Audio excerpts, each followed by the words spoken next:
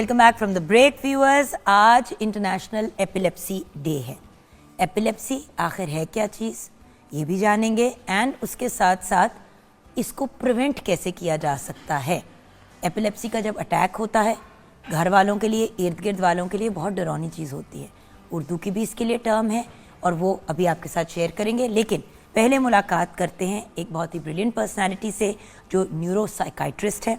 तकरीबन 25 साल से ज़्यादा का इनका एक्सपीरियंस है इस फील्ड में।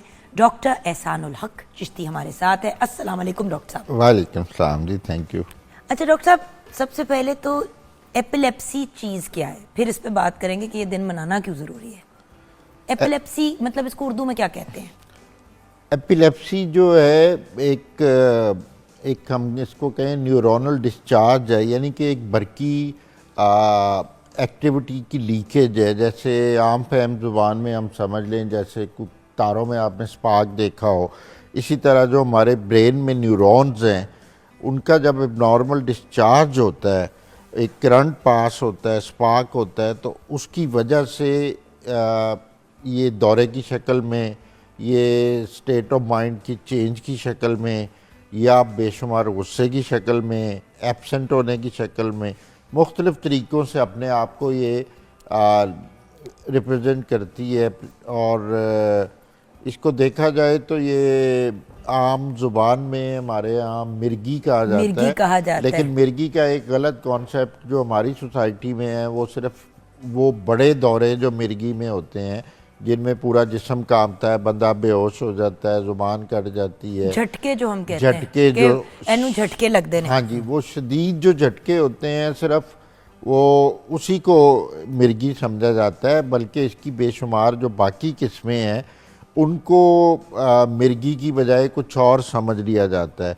इवन उन झटकों को भी बहुत से मिथ्स हैं कि जी कोई चीज़ इस पे हम अभी बात करेंगे मिथ्स जो हैं इससे रिलेटेड, लेकिन मिर्गी बेसिकली एपिलेप्सी है और अबनॉर्मल इलेक्ट्रिकल डिस्चार्ज है ब्रेन में जो कुछ लोगों में होता है, उसकी वजह से झटके भी लग सकते हैं और अदरवाइज़ ये कई सूरतों में ज़ाहिर हो सकती है। मुझे ये बताइए कि मिर्गी का दिन मनाने का मतलब, बीमारियां तो हज़ारों हैं जी जी, मिर्गी का एक आलमी दिन मनाने का क्या रीज़न है?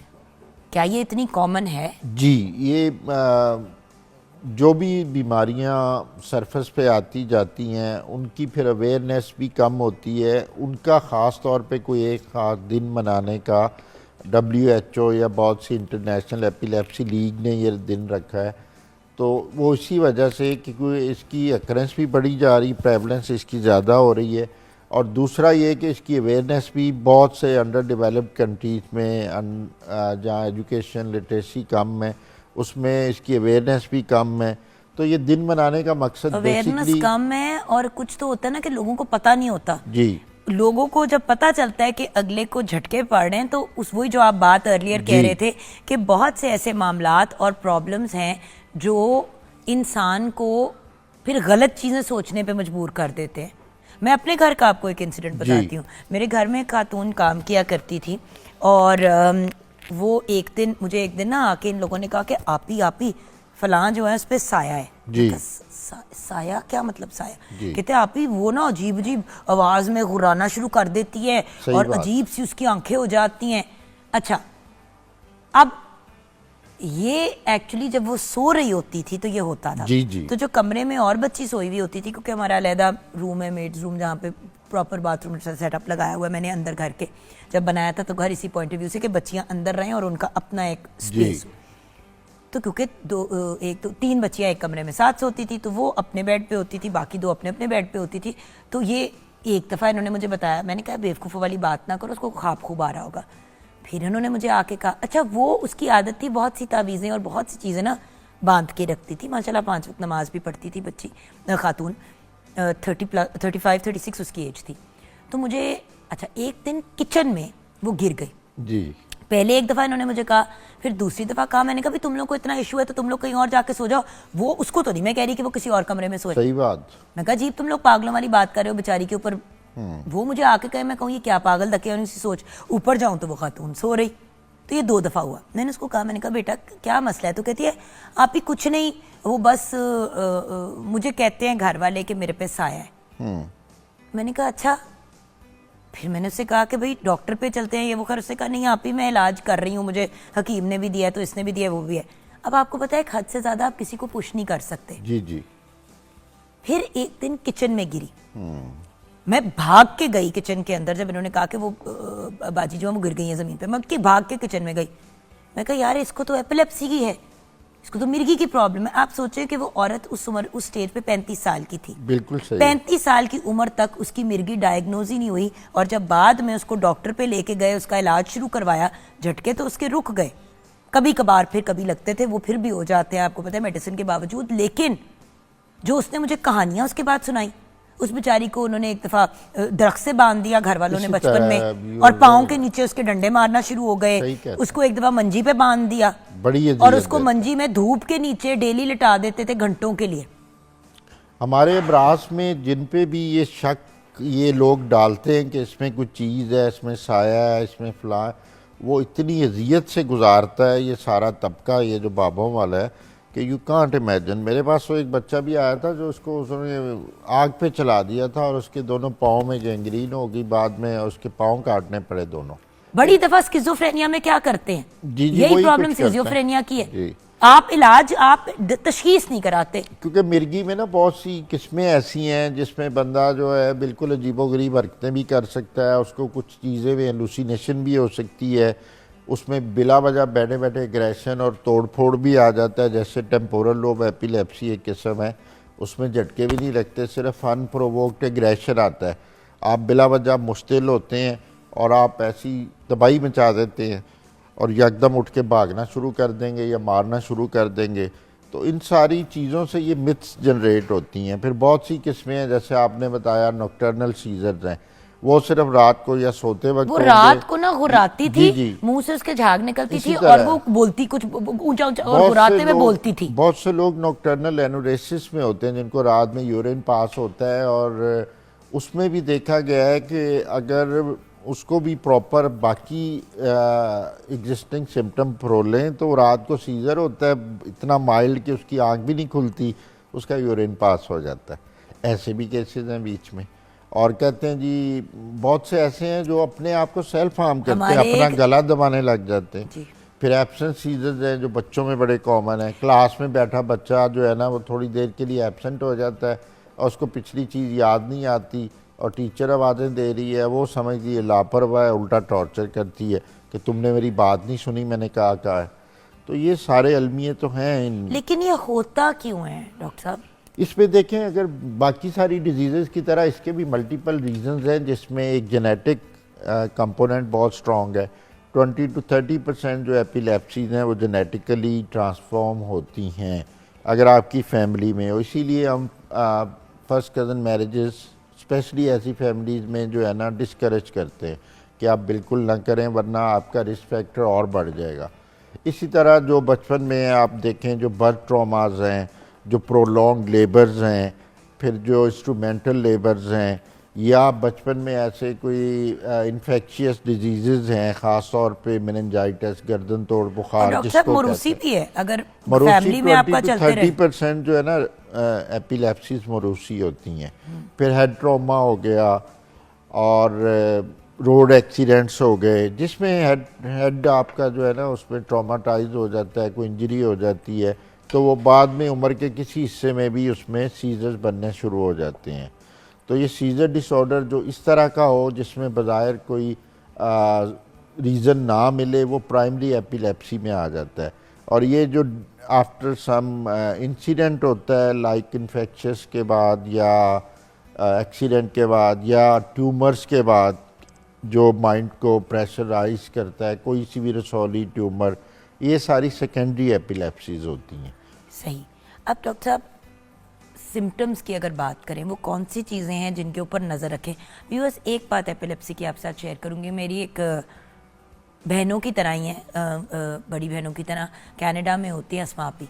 उन्होंने मुझे बताया कि उनका ना बहुत टीन्स में ही ना 14-15 साल की उम्र पे डायग्नोज हो गया था एपिलेप्सी। जी। तो आज कभी कभार कोई 2 साल में एक दफ़ा उनको हाँ, ऐसे एपिलेप्सी भी का होता है। अटैक होता है। जी। लेकिन उन्हीं के बरक्स उन्हीं की एक कज़न को यही प्रॉब्लम थी, घर वाले नहीं माने, इनकी फैमिली में है एपिलेप्सी, कहती है नहीं माने, कहती है अब उसको हफ्ते में एटलीस्ट एक दफ़ा होता है, इवन दो वो वही दवाई ले रही है जो मैं ले रही हूँ, क्योंकि इसको जितना लंबा आप डिले करते हैं इलाज को, जी डिजीज रेजिस्टेंट हो जाती है, क्रॉनिक हो जाती है। बिल्कुल। फिर आपको ज़्यादा एफर्ट पुट करनी पड़ती है, ज़्यादा मेडिसिन लेनी पड़ती है। और देखिए, और बाय द वे हर बार जब आपको ये अटैक होता है तो आपके दिमाग को ये हल्का हल्का डैमेज करता है। बिल्कुल करता है। तो अगर आप 20 साल से आपको या 40 साल से आपको मिर्गी या आपको पता ही नहीं है, साए साए साए की बात हो रही है, कौन से सिम्टम्स हैं जिनके ऊपर नजर रखे इंसान? सिम्टम अगर देखें जो सबसे बड़ा कॉमनली देखा गया है, किसी भी किस्म के झटके अगर होते हैं उनको कभी नज़रअंदाज नहीं करना चाहिए। इनवॉलंटरी मूवमेंट्स जिस्म के एक हिस्से में हो सकती हैं, पूरे जिस्म में हो सकती हैं, जागते हुए आप फील कर सकते हैं, आप बैठे बैठे पीछे गिरना शुरू हो जाते हैं, या बहुत से बच्चे आगे गिरते हैं या एकदम क्लासरूम में बैठे हुए। फिर एब्सेंट सीजर हमने बात की, जिसमें कुछ लम्हे के लिए आपका ब्रेन जो है एब्सेंट हो जाता है और फिर आपको बाद में पिछला मौजू भी नहीं याद आता और आप गायब हो जाते हैं और स्टेयर करने लगते हैं एक जगह पे, उसके थोड़ी देर बाद ठीक हो जाते हैं। इसके बाद आ जाता है कि अनप्रोवोक्ड एग्रेशन वाले दौरे, जिसको टेम्पोरल लोब एपिलेप्सी कहते हैं। उसमें आपको झटके फील नहीं होते, लेकिन आप बिला वजह एग्रेशन में आ जाते हैं, तोड़ फोड़ करते हैं, अपना सेल्फ फॉर्म भी करते हैं, कुछ लोग अपना गला दबाने लग जाते हैं, कट लगा लेते हैं, लेकिन बाद में उसका कैरेक्टरिस्टिक साइकोटिक से ये फ़र्क है कि बाद में उसको पता नहीं होता कि मैंने ये क्यों किया और ये मेरे से क्यों हो गया, और बाद में वो नॉर्मल स्टेट ऑफ माइंड में भी आ जाता है थोड़ी देर के बाद। इसी तरह जो कुछ पार्शल सीजर्स होते हैं उसमें देखा गया है कि एक बंदा है वो चलते चलते किसी और जगह पहुंच गया, ड्राइव करते पहुंच गया, और उसके बाद थोड़ी देर बाद उसको पता चला कि मैं यहाँ कैसे आ गया हूँ, उसको कुछ याद नहीं होता। तो उस दौरान वो चला भी सही रहा होता है, हरकत भी कर रहा होता है। तो ये बड़ी एक सीरियस डिजीज़ है जिसको बड़ा सीरियस लेना चाहिए और इसको इन्वेस्टिगेट करके प्रॉपर कंसल्टेंट से आपको फौरी ट्रीटमेंट लेनी चाहिए, क्योंकि ये बड़ी अच्छा इसका कंट्रोल है, इलाज है, और बजाय इसके कि हम उसको एक्सक्लूडेड कम्युनिटी बना दें, उनसे बर्ताव ही दूसरा करें, क्योंकि इसका सबसे खूबसूरत तो चीज़ ये है, कर देते हैं, सबसे खूबसूरत चीज़ ये है कि ये कंटेजियस नहीं है, ये लगती नहीं है एक दूसरे से। तो इसको ठीक करने की ज़रूरत है, ट्रीट करने की ज़रूरत है। तो ब्रेक की तरफ चलते हैं। ब्रेक के बाद जब वापस आएंगे तो इसकी तशखीस कैसे की जाती है, कि मतलब लोग इससे भी तो डर जाते हैं ना, हाय दिमाग का मसला है, पता नहीं की करेंगे, सुए तो नहीं डालेंगे। देखिए, एक तो इसकी तशखीस कैसे की जाती है और फिर इसका एक्चुअल इलाज है क्या, ये हम डिस्कस करेंगे ब्रेक के बाद।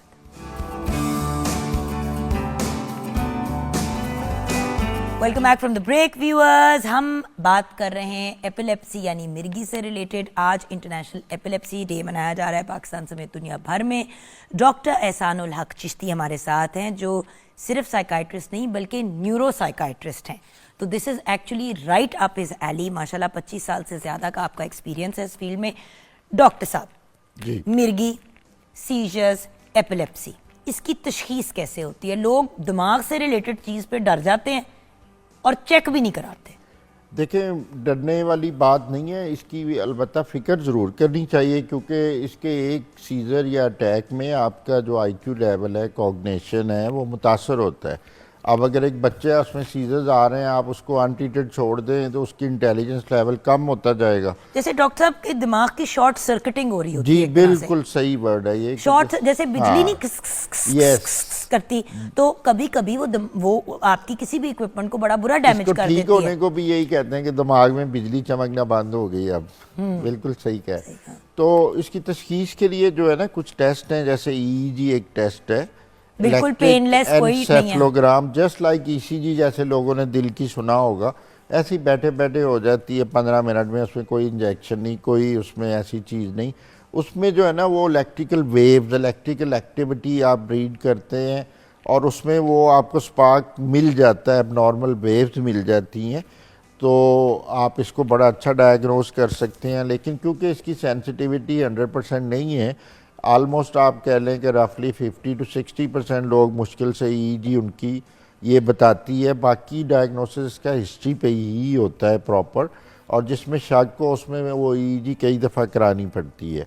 और प्लस इसमें जो और कभी डायग्नोसिस के कभी तो लिए बाहर के मुल्क में वो 24 आवर्स करते हैं, 24 घंटे रखते हैं और सीजर को कोशिश करते हैं कि आपको सीजर हो। सीजर हो। और फिर ये कि वो 24 आवर रिकॉर्डिंग में कहीं ना कहीं किसी वक्त, क्योंकि ये हर वक्त वेव्स नहीं आ रही होती, तो वो गिवन टाइम 15-20 मिनट में वो रिकॉर्डिंग में बाज़ औक़ात नहीं आती, तो फिर आपको या दोबारा करनी पड़ती या 24 आवर करानी पड़ती। अच्छा, तो यानी कि कोई इसमें तकलीफ का अमल ना नहीं ना बिल्कुल भी नहीं है, वो इलेक्ट्रोड ईसीजी की तरह के होते हैं। और वंस आपको डायग्नोज हो जाए या आपको सस्पिशन हो एपिलेप्सी का, तो फिर आप एमआरआई ब्रेन कराते हैं कि उसमें कोई स्वेलिंग तो नहीं है, कोई पुरानी चोट का असर तो नहीं है, कोई छोटा मोटा ट्यूमर तो नहीं है। तो इस तरह की कोई भी चीज़ जो आपके ब्रेन को हर्ट कर रही हो, प्रेशर दे रही हो, उससे भी ये सीजर आ सकते हैं। भाई हमारे जानने वालों में डॉक्टर साहब यही हुआ कि एक बच्चा था, उसको इस तरह सीजर्स होने शुरू हुए, 4-6 साल उसको यही इसी तरह दवाइयाँ देते रहे। फिर उसको कहीं चोट लगी, उसके मुंह पे लगी, तो उसकी आंख के बड़े करीब चोट लगी, उसको ना चक्कर आ रहे थे, वो सेट ही नहीं हो रहा था। उसका एमआरआई किया तो पता चला कि उसके दिमाग में एक छोटी सी रसोली थी जो मलिग्नेंट नहीं थी, लेकिन वो ऐसी जगह पे दब रही थी जिसकी वजह से उसको वो हो रहे थे कोई भी प्रेशर इफेक्ट ब्रेन में। और जब वो निकाल दिया तो उसको एपिलेप्सी थी नहीं, वो सेकेंडरी एपिलेप्सी थी ना, किसी चीज की वजह से हो रही थी। तो इसी तरह जो है ना, ये एमआरआई और ईईजी तो मैंडेटरी है ना। ठीक है। अच्छा, मेटाबॉलिक के लिए आप कुछ ब्लड टेस्ट कराते हैं कि किसी मेटाबॉलिक इनसफिशिएंसी से तो नहीं हो रही, किसी ड्रग विड्रॉल से तो नहीं हो रही उसमें, या आप कोई और दवाइयाँ खा रहे हैं जो आपको सीजर पैदा कर रही हैं, कुछ दवाइयों के साइड इफ़ेक्ट्स ना हो। तो ये सारी चीज़ें जब आप कंक्लूड कर लेते हैं तो फिर आप इसका ट्रीटमेंट करते हैं। ये हो गया। अच्छा, अब यहाँ से आगे बढ़ते हैं जी। ट्रीटमेंट हो गया, मतलब ये डायग्नोसिस हो गया कि भाई इनको मिर्गी है। मिर्गी है। मुझे याद है कि उस खातून को जो मैं डॉक्टर पे लेके जा रही थी कि चले मैं आपकी दवाइयां करवाऊं, कहते बाजी मैं नहीं जाना। मैंने कहा क्यों नहीं जाना? मिर्गी दे विच ते करंट देंदे ने सिर दे विच, तो लोग ये डर जाते हैं कि हमें इलेक्ट्रिक शॉक्स देंगे। नहीं, ऐसा नहीं है। पहले जमानों में कहीं होता होगा, अब तो नहीं होता ऐसा। अब तो बिल्कुल नहीं होता। अब तो बड़ी अच्छी न्यूली जो डिस्कवर्ड एंटी एपिलेप्टिक मेडिसिन हैं जो ये सीजर जो है बड़ा अच्छा कंट्रोल कर देती हैं, और बंदा उसके साथ अपनी normal daily functioning activity, like अगर वो स्टूडेंट है तो पढ़ाई, जॉबियन है तो जॉब, बिजनेस वाला है तो बिजनेस, आप बस दवाई शुरू करते हैं और उसको बाकायदगी से खाते हैं और वो बड़ा अच्छा कंट्रोल आ जाता है और आपको कोई साइड इफ़ेक्ट ऐसा सीरियस नहीं होते। लेकिन डॉक्टर साहब देखिए कुछ जैसे कि डायबिटीज हो गई, ये नहीं हो सकता कि आप इंसुलिन अगर आपको लग गई है तो अब आप कंट्रोल है ना कि चलता रहता है, तो कितना रेगुलर जाके चेकअप कराना चाहिए? देखिए शुरू में दवाई तो एडजस्ट करनी होती है ना। दवाई जब आप एडजस्ट कर लेते हैं शुरू में तो ऑलमोस्ट 15 डेज के बाद आप बुलाते हैं कि सीजर कितने कम हुए हैं, कम होते होते गायब होते हैं। तो जब एक दफ़ा आप कंट्रोल हासिल कर लेते हैं तो फिर तो आप 3-4 मंथ्स के बाद भी अपने फिजिशियन को मिल सकते हैं। 3 महीने 6 महीने के बाद आप मिल सकते हैं, क्योंकि दवाई ऊपर नीचे दवाई ऊपर नीचे, या अगर वो कंट्रोल है तो वो प्रॉपर डोज में है तो वो वही डोज भी चलती रहती है अनटिल अनलेस के कुछ सीजर दोबारा ना निकले। हाँ, मिस होने पे ज़रूर निकलता है, इसकी दवाई में सिर्फ बाकायदगी की ज़रूरत है। और अगर आप almost 2 to 3 years seizure free रहते हैं तो ये दवाइयाँ बंद भी आहिस्ता आहिस्ता हो जाती हैं। तो शुरू में तो ये बहुत अच्छी खुशखबरी है कि बाकी बहुत सी हाइपरटेंशन, डायबिटीज़ की तरह फॉरएवर भी नहीं चलती। सर्टन केसेस में अगर आप शुरू में इलाज करा लें तो ऑलमोस्ट 3 ईयर सीजर फ्री रहने के बाद ये दवाइयाँ बंद हो जाती हैं। वाओ, यस, ये नई बात आज मैंने सुनी। बिकॉज नॉर्मली बट वही होता है ना व्यूअर्स, राइट एज पे। हाँ, राइट एज पे। अब आप अगर 40 साल की उम्र पे या 45 साल की उम्र पे आज शो देख के एकदम से कहते हैं 1 मिनट शायद मुझे मिर्गी की प्रॉब्लम थी, व्यूअर्स चेकअप कराने में कोई हर्ज नहीं। देखिए अर्ली डिटेक्शन तो बेस्ट है, बहुत बेस्ट है, हर बीमारी में बेस्ट है।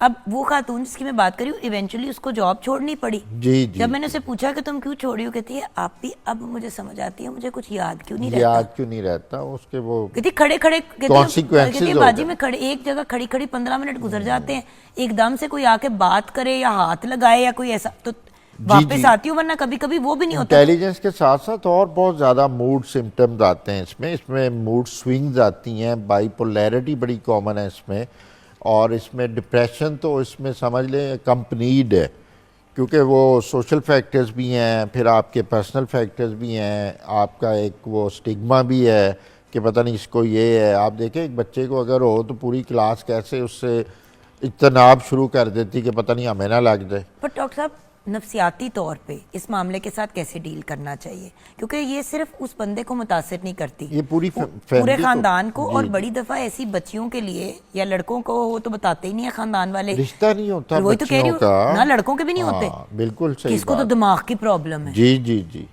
नहीं इसमें देखें बड़ी सपोर्ट चाहिए होती है, और पहली चीज़ जो होती है ना वो फैमिली एजुकेशन, फैमिली अवेयरनेस कि ये डिज़ीज़ है क्या, इसका प्रॉपर सलूशन क्या है, और अगर खुदा न खास्ता सीजर आए तो आपने हैंडल कैसे करना है, प्लस ये कि इसका आगे आउटकम क्या है, प्रोग्नोसिस क्या है, कब ये ठीक होगी। तो जब आप प्रॉपर एजुकेट कर देते हैं, उनमें होप आ जाती है कि यस ये बड़ा ट्रीटेबल है और कोई ऐसा नुकसान नहीं होने लगा अगर हम दवाई रेगुलर खाएं, अल्लाह मियाँ आराम दे दे, तो वो बड़ा अच्छा इसको डील करते हैं। फिर भी जो इसमें कंपनी डिप्रेशन और इन्फीरियरिटी आ जाती है, वाई मी वाला कॉन्सेप्ट आ जाता है, तो उसके लिए आपको रेगुलर साइकोथेरेपी करानी चाहिए, और इन सीवियर केसेस अगर आपका एग्रेशन या डिप्रेशन है तो कुछ छोटी मोटी दवाई उन अकम्पनीड सिम्टम्स के लिए भी लेनी चाहिए, ताकि डिज़ीज़ जो बायोलॉजिकल है वो तो ठीक हो ही रही है, उसके साथ साथ जो साइकोलॉजिकल इश्यूज़ हैं उनको भी हैंडल किया जाए। डॉक्टर साहब देखें, एपिलेप्सी का इलाज करते हुए जी, मॉलेज स्पेशली साइकाइट्रिस्ट, और बाय द वे किसके पास जाना चाहिए, देखिए तशखीस के लिए किसके पास जाए? न्यूरोलॉजिस्ट जो है ना बेसिकली ये उस डोमेन में आती है, लेकिन अगर देखा जाए तो अनफॉर्चुनेटली बहुत से न्यूरोलॉजिस्ट मैंने देखे हैं कि वो उसमें ना जो कंप्लीट चीज़ें हैं ना उनको मिस कर जाते हैं। तो आपको neurologist and psychiatrist equally treat कर रहे हैं, क्योंकि हमारे यहाँ तो बहुत इतने ज़्यादा फैसिलिटीज़ नहीं हैं, दोनों इक्वली ट्रेंड हैं। न्यूरोलॉजी में चले जाएं, साइकेट्री में चले जाएं, तो आपको इस दौरों की तशखीस के पूरी सहूलियात मुयस्सर हैं हमारे मुल्क में। और डॉक्टर को इलाज करते हुए किन चीज़ों को मद्देनज़र रखना चाहिए, लाइक साइकाइट्रिस्ट को? देखिए मैं तो हर डिजीज़ में समझता हूँ, इवन कार्डियोलॉजिस्ट हो, डायबिटोलॉजिस्ट हो, क्वालिटी ऑफ लाइफ पे कॉम्प्रोमाइज़ नहीं होना चाहिए, और हर डिजीज़ को ट्रीट करते हुए जो प्राइमरी एम है वो पर्सनल क्वालिटी ऑफ लाइफ जो है ना वो मॉनिटर करनी भी चाहिए और इसको इम्प्रूव भी करना चाहिए। तो साइकेट्रिस्ट हो, न्यूरोलॉजिस्ट हो, ये सारे हमारे जो कलीग्स हैं, मैं तो यही देखा है प्रैक्टिकल लाइफ में कि अगर आप डिजीज़ ट्रीट कर रहे हैं तो उसके जो भी रेलेवेंट वो क्या कहते हैं कंपनीड उसके इफ़ेक्ट्स हैं, साइड इफ़ेक्ट्स हैं, दवाइयों के साइड इफ़ेक्ट्स हैं, इस बीमारी की वजह से जो मूड में चेंजेस हैं, जो उसको और ज़्यादा कॉम्प्लेक्सिटीज़ हो रही हैं सोशल फंक्शनिंग में, आप as a whole human being को सपोर्ट दें, और ये नहीं कि उसको एक दवाई दे दें और उसकी वजह से जो वो डिप्रेशन में है या किसी और वजह से है उसको आप मिस कर दें। तो इंसान को इवन कार्डियोलॉजी में देख लें, डायबिटोलॉजी में देख लें कि एक बंदा है अगर उसमें सीवियर डिप्रेशन है तो हमारे यहाँ वो सिर्फ डायबिटीज़ ही ट्रीट हो रही है, डिप्रेशन को नोटिस नहीं किया जा रहा। तो क्वालिटी ऑफ लाइफ को हमेशा ज़हन में रखना चाहिए, और इस बीमारी के साथ साथ उस पर भी आपको ध्यान देना चाहिए, क्योंकि आज के दौर में साइको सोशल सपोर्ट अवेलेबल है, साइकोथेरेपी अवेलेबल है। लेकिन डॉक्टर साहब एक चीज़ फाइनली जो मैं आपसे पूछना चाहूँगी, ऐसे लोग अपनी ज़िंदगी को कितना को नॉर्मल अंदाज में जी सकते हैं? आपने कहा कभी कभी गाड़ी चलाते हुए बंदा ट्यून आउट कर जाता है। जी जी, अब देखे ना, जैसे कि शेफ नूर किचन में खाना बना रही है, खुदा न खास्ता अगर कोई शेफ कोई कुक किचन में कुकिंग कर रहा है, कटिंग करते हुए उंगली काट दे, हाँ जी, गरम हांडी अपने ऊपर गिरा दे, गाड़ी चलाते हुए किसी में मार दे, बच्चे स्कूल में खेल रहे हैं वो गिर जाए। क्योंकि वो जो शदीद वाला दौरा होता है ना, जनरलाइज्ड टॉनिक क्लॉनिक, जिसको दंदल कर पड़ना कहते हैं, वो तो बहुत से लोग जल गए चूल्हों पे, क्योंकि लोग तो दांतों के यूनिट में पहुंच गए। हाँ जी, क्योंकि उसमें पता ही नहीं चलता, आप आग में गिर जाते हैं। तो वही तो मेरा तो ऐसी चीज़ों से हमेशा इज्तनाब करते हैं जब तक एक considerable fit free period, seizure free period ना आ जाए दवाई पे। मतलब लाइक आपको साल गुजर गया है तो फिर आपको आहिस्ता आहिस्ता चीज़ों थोड़ी थोड़ी अलाउ करते हैं कि भाई आपको नुकसान ना हो, वरना तो देखें अगर किसी नहीं, का मेरा सवाल ये कि एक मिर्गी वाला इंसान, चले उसकी ट्रीटमेंट हो रही है, सब कुछ हो रहा है, ट्रीटमेंट के साथ क्या जिस इंसान को मिर्गी या एपिलेप्सी या सीजर्स की प्रॉब्लम है वो अपनी जिंदगी एक नॉर्मल इंसान की तरह गुजार सकते हैं? डेफिनेटली, क्यों नहीं गुजार गाड़ी सकते? चला सकते हैं, गाड़ी चला शादी कर सकते हैं। सकते अगर हैं, बच्चा। आपका अब प्रेगनेंसी में क्या करें? प्रेगनेंसी में भी आप, अगर आपका सीजर कंट्रोल अच्छा है तो खवातीन बच्चे पैदा कर सकती हैं। बहुत सी दवाइयाँ हैं जो प्रेगनेंसी में इवन आप सेफ हैं। और दूसरा ये कि अगर उसका सीजर कंट्रोल अच्छा नहीं है या उसको कोई ऐसी दवाइयाँ दी जा रही हैं जिस पे कंट्रोल हुआ है वो बच्चे के लिए सेफ़ नहीं है, तो फिर उसको फैमिली प्लानिंग करके जब सीजर कंट्रोल प्रॉपर 2-3 साल गुजर जाए फिर बच्चे की एडवाइस दी जाती है। मतलब देर आर ऑलवेज वेज। अगर कोई प्रोफेशन आपका हैज़र्ड वाला है, लाइक तंदूर में रोटियां लगाने वाला है, उसको प्रोफेशन चेंज करने की एडवाइस दी जाती है। ड्राइवर है, उसको चेंज करने की एडवाइस दी जाती है। तो थोड़ी बहुत आपकी जो प्रोफेशनल मॉडिफिकेशन है, नॉर्मल ज़िंदगी आप गुजार सकते हैं। सिर्फ उन प्रोफेशन से आपको थोड़ा स्विच करना पड़ता है जिनमें दौरे की सूरत में आपको डायरेक्ट हैज़र्ड हो। हाँ, और बात ये कि व्यूअर्स, इंसान थोड़ा सा रियलाइज भी कर लेता है, जी, कुछ वक्त गुजरता है तो आप समझ भी जाते हो, समझ आते हैं आप। ऐसे बच्चों को क्या आप खेल के मैदान में इजाजत दे सकते हैं खेलने की? शुरू में नहीं, मैंने बताया जब आपका कुछ साल तक सीजर फ्री पीरियड आ जाए तो देन ग्रेजुअली आप उसकी वो चीजें क्योंकि शुरू लोग कर ना लेते बच्चों हैं। को घर में बंद कर देते हैं, नहीं नहीं, ऐसा बाहर नहीं नहीं है। निकलने देते। अब एक बच्चा है, उसको ऑलरेडी एपिलेप्सी का पता चल गया है, मिर्गी उसके लिए नहीं, वैसे ही अल्हम्दुलिल्लाह हमारे हज़ारों मरीज हैं जो पढ़ भी चुके हैं, जो जॉब भी कर चुके हैं, जो शादियां भी कर चुके हैं, जिनके बच्चे भी हो चुके हैं और जिनको दोबारा एपिलेप्सी भी नहीं हुई। तो एंड में हमारे व्यूअर्स को इंटरनेशनल एपिलेप्सी डे के पॉइंट ऑफ व्यू से मैसेज क्या देंगे डॉक्टर साहब?